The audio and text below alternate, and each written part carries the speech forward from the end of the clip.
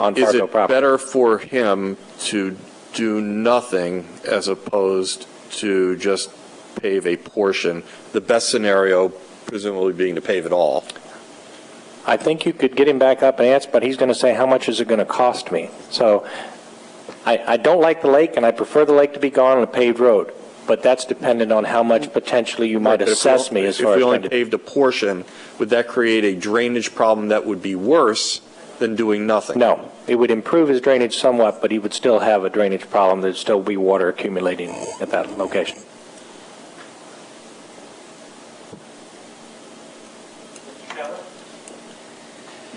Speaking of anniversaries and birthdays, tomorrow is 1 year, June 3rd. Would you speak into the microphone? Tomorrow is 1 year, June 3rd, since I first came to you with this. And I'm very happy to hear Mr. Webb finally coming around to where we were nearly a year ago on this topic, so thank you for that. Commissioner Aronson, you like old sayings. There's one called garbage in, garbage out. You put in bad data, you get out bad results. I didn't hear what you said. Garbage in, garbage out. It's a computer term. The data that you've been given to make your decisions upon has been flawed up until this point. I think we now have something more reasonable. We all sat here during April 7th. We listened to the staff's recommendation that we were going to use money from the east-west road projects to pay for the drainage problems caused by the paving of the east-west roads on Fargo. If you've read your backup, you'll now see that not only is staff's position changed 180 degrees to say that there is no problem with the drainage on Fargo now, staff says, we've helped you. There is no money from the east-west projects to add to it. If you voted for one of the options that the staff gave to you during the April time, it doesn't exist now. You heard Tanya McConnell stand up here and say that engineering dragging their feet, this is 6 months ago, has cost us an additional $50,000 to be borne out by the homeowners. The estimate to do this road went from $250,000 to $300,000. Now the estimate's $400,000 and all the machines are gone.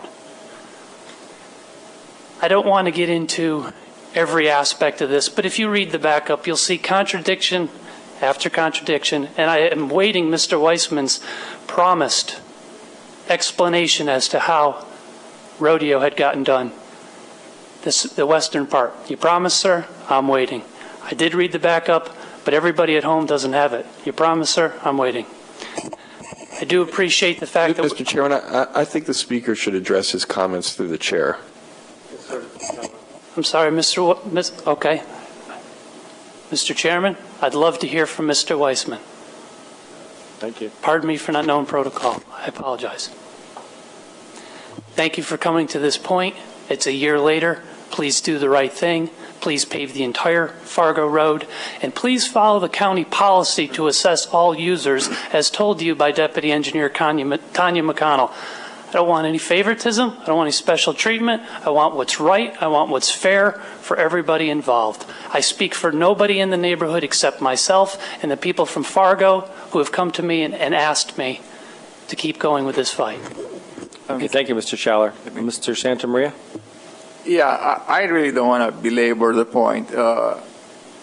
I'm going to make an attempt to end this 1 year saga in the next 2 or 3 minutes. So I'm going to read a motion. 366 days you go to state jail versus county jail. So yeah, I really feel yesterday is gone. Let's move forward and forget yesterday. And I'm going to make a motion. I think I really need to move forward. So if you'll allow me to make a motion, I'm going to proceed.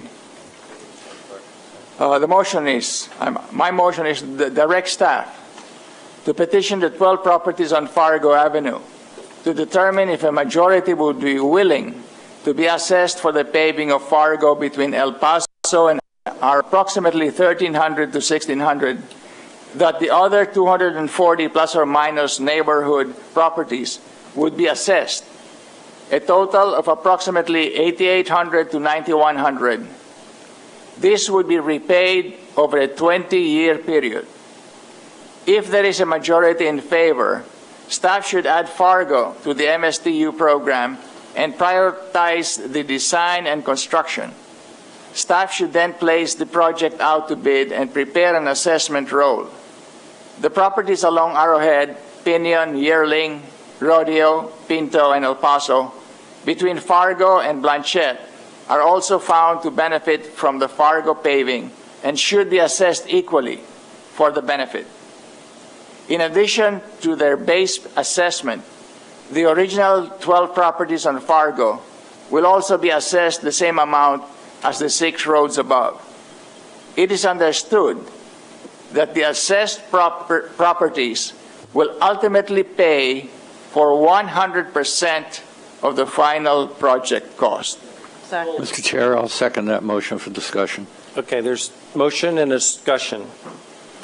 I'll second it, but in reading this, and correct me, George, if I'm wrong, you're asking... No, he read, did you read I know the what bottom it read. motion? He read the bottom. B, okay. Bottom motion, yeah, B.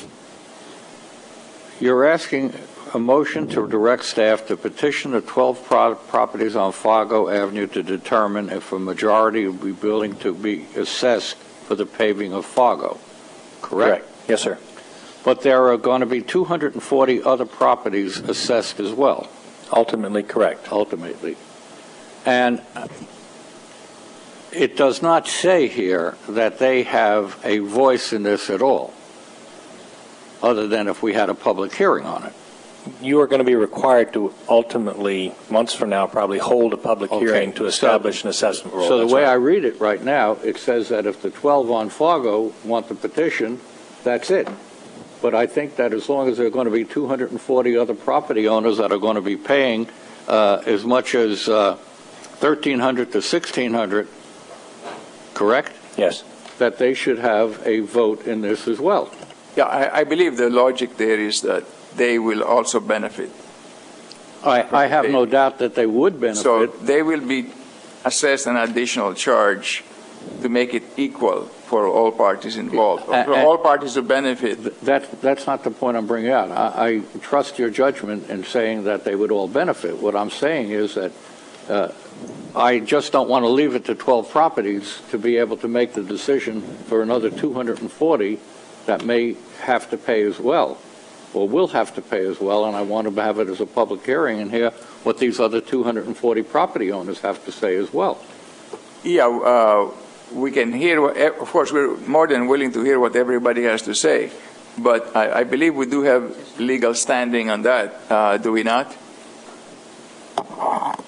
Commissioners, you can, on your own petition, start an assessment process. You don't, and I don't think, to my knowledge, you have, but the ordinance does permit you to bring a road forward and decide that you're going to pave it through an assessment process. Now, you still have to do the public hearing and notify the people that this is going to occur when we get closer to the actual assessment. And that's what I'm referring to, a public notice to notify all 240 people and have it, we keep on talking up here that we all want to do what the public wants, and these 240 people are part of the public. So as long as they're notified as well, I have no objection to going forward with the motion. That is the intent. Okay, Commissioner Vanna, and then Abrams. Thank you, Mr. Chair. I think this is essentially the proposal that I made a couple of months ago. You were all-encompassing. This is just Thank for the one road.